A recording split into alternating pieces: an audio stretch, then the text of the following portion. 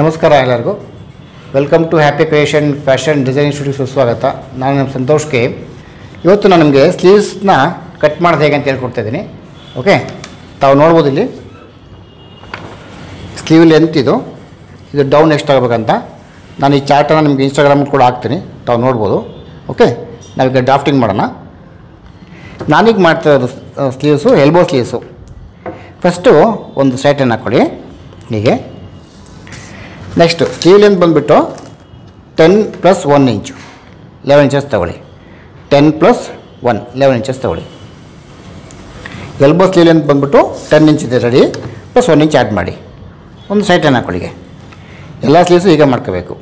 Sleeve length + 1 inch. In case ನಾನು ಹಚ್ಚಿದ್ದು ಈ ಸ್ಲೀವ್ಸ್ಗೆ ನಾನು ಪೈಪಿಂಗ್ ಮಾಡ್ತಿದ್ದೀನಿ, ಹಾಗಾಗಿ ಸ್ಲೀವ್ ಲೆಂತ್ + 1 ಇಂಚ್ ತೊಗೊಂಡಿನಿ. ಸೊ ನಾನು ಪೈಪಿಂಗ್ ಬೇಡ ಅಂತಂದರೆ ಆವಾಗ ಸ್ಲೀವ್ ಲೆಂತ್ + 1.5 ಇಂಚ್ ತೊಗೊಳ್ಳಿ. ಆವಾಗ ಅದರಲ್ಲಿ 1 ಇಂಚ್ ಬಾಟಮ್ ಫೋಲ್ಡಿಂಗ್ ಹೋಗುತ್ತೆ, ಅರ್ಧ ಇಂಚ್ ಅಟ್ಯಾಚಿಂಗ್ ಹೋಗುತ್ತೆ. ಅದು ಯಾವಾಗ ಪೈಪಿಂಗ್ ಇಲ್ಲ ಅಂದರೆ. ಸೊ ನಾನು ಈ ಸ್ಲೀವ್ಸ್ಗೆ ಪೈಪಿಂಗ್ ಇದೆ, ಹಂಗಾಗಿ ಸ್ಲೀವ್ ಲೆಂತ್ + 1 ಇಂಚ್ ತೊಗೊಂಡಿನಿ. ತಾವು ನೋಡ್ಬೋದು 10 + 1 11 ಇಂಚಸ್ ಇದೆ. ನೆಕ್ಸ್ಟು ಇಲ್ಲಿಂದ ಟಾಪಿಂದ ಡೌನು, ಇದು ನಾವು ಹಾರ್ಮೋಲ್ ಡೆಪ್ತ್ ಅಂತ ಕರಿತೀವಿ. ಇಲ್ಲಿಂದ ನಾವು 4 ಇಂಚ್ ಮಾರ್ಕ್ ಮಾಡ್ತೀನಿ. 10 ಇಂಚ್ಗೆ 4 ಇಂಚು. ತಾವು ಸ್ಲೀವ್ ಚಾರ್ಟಲ್ಲಿ ಕೂಡ ನೋಡ್ಬೋದು ನೋಡಿ, 10 ಇಂಚ್ಗೆ 4 ಇಂಚು. ಹೀಗೆ ಈ ಚಾರ್ಟ್ ನೋಡಿಕೊಂಡು ನೀವು ಕಟಿಂಗ್ ಮಾಡ್ಕೋಬೋದು.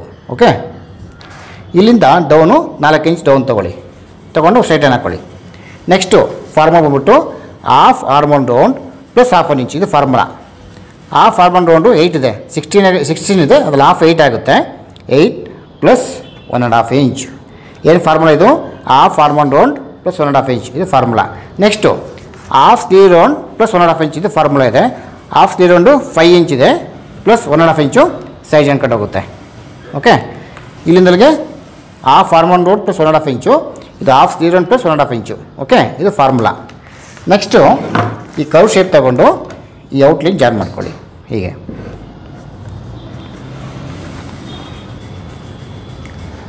ಹೀಗೆ ಓಕೆ. ನೆಕ್ಸ್ಟ್ ಇಲ್ಲಿಂದ ಕೂಡ ಇದು ಹಾಗೆ, ಇದು ಮೈನು ನಿಮಗೆ ಸ್ಟಿಚಿಂಗ್ ಲೈನ್ ಬರುತ್ತೆ. ಓಕೆನಾ. ನೆಕ್ಸ್ಟು ಇದನ್ನು ಈ ಕಡೆ ಟರ್ನ್ ತೊಗೊಂಡು ಹೀಗೆ ಇಟ್ಕೊಳ್ಳಿ. ಇಲ್ಲಿಂದ 1.5 ಇಂಚ್ ಮಾರ್ಕ್ ಮಾಡ್ಕೋಬೇಕು ನೀವು. ಓಕೆ, ಈ 1.5 ಇಂಚ್ ಇದೆ ನೋಡಿ, ಇಲ್ಲಿಂದ ನೀವು ಸಡನ್ನಾಗೆ ಕರ್ವ್ ಶೇಪ್ ಹಾಕಿ ಸ್ಟಾರ್ಟ್ ಮಾಡಬೇಕು.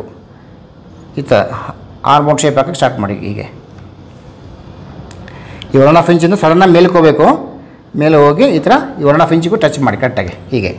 ಓಕೆ, ನಾನೀಗ ಸ್ಲೀವ್ಸ್ ಕಟಿಂಗ್ ಮಾಡ್ತೀನಿ ನೋಡಿ.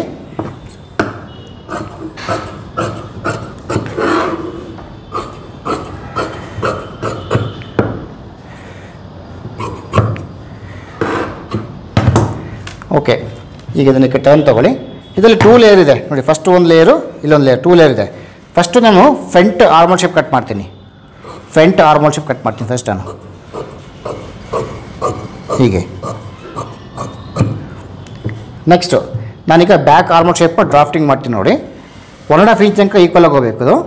ಇಲ್ಲಿಂದ ಈ ಫ್ರಂಟು ಮತ್ತು back armhole shape gap 1/2 inch ಇರಬೇಕು ಬ್ಯಾಕ್ ಶೇಪ್ಗೆ ನೋಡಿ. ಇಲ್ಲಿಂದ 1/4 ಇಂಚು, ಇಲ್ಲಿಂದ 1/2 ಇಂಚು, ಮತ್ತು ಇದು ಈಕ್ವಲ್ ಆಗಿ ಜಾಯ್ನ್ ಆಗಿದೆ ಹೀಗೆ. ಓಕೆ, 1.5 ಇಂಚ್ ತನಕ ಈಕ್ವಲ್ ಕಟ್ ಮಾಡಿ. ಇಲ್ಲಿಂದ 1/4 ಇಂಚು, ಇಲ್ಲಿಂದ 1/2 ಇಂಚು, ಮತ್ತು ಆ 1.5 ಇಂಚ್ ಲೆವೆಲಿಗೆ ಹೋಗಿ ಜಾಯ್ನ್ ಆಗಬೇಕು ಸ್ಲೀವ್ಸ್ ಹೀಗೆ. ಓಕೆನಾ. ಈಗ ಸೆಂಟ್ರ್ ನ್ಯಾಚ್ ಹಾಕೋಬೇಕು, ಮತ್ತು ಫ್ರಂಟ್ ಶೇಪಿಗೆ ಒಂದು ನ್ಯಾಚ್ ಹಾಕ್ಕೊಳ್ಳಿ. ಇದೇ ಗೊತ್ತಾಗುತ್ತೆ ಫ್ರಂಟ್ ಶೇಪ್ ಯಾವುದು ಬ್ಯಾಕ್ ಶೇಪ್ ಯಾವುದು ಅಂತ ಗೊತ್ತಾಗೋದು ಹೇಗೆಂದರೆ ಫ್ರಂಟ್ ಶೇಪಿಗೂ ನಾನು ನ್ಯಾಚ್ ಹಾಕ್ಕೊಂತೀವಿ ಒಂದು. ಓಕೆ, ನೆಕ್ಸ್ಟ್ ಓಪನ್ ಮಾಡ್ಕೊಂಡು ನೋಡಿ. ಈ ಸ್ವಲ್ಪ ಇದು ಡೂಮ್ ಶೇಪ್ ಬಂದಿರುತ್ತೆ ಇದೊಂದು ಚೂರು, ಇದನ್ನು ಮತ್ತೆ ನಾವು ರೀಕಟಿಂಗ್ ಮಾಡ್ಕೊತೀವಿ. ಸ್ವಲ್ಪ ರೀಕಟಿಂಗ್ ಮಾಡ್ಕೊಳ್ಳಿ ಹೀಗೆ. ಆ ಡೂಮ್ ಶೇಪನ್ನು ತೆಗೆದಾಕಬೇಕು ನಾವು. ಬ್ಯಾಕ್ ಕೂಡ ಹಾಕಿ ಕಟ್ ಮಾಡ್ಕೋಬೇಕು.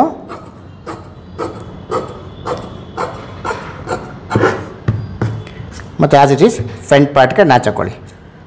ಓಕೆ, ನಾವೀಗ ನೋಡ್ಬೋದು ಸ್ಲೀವ್ಸ್ ಕಟ್ಟಿಂಗ್ನ.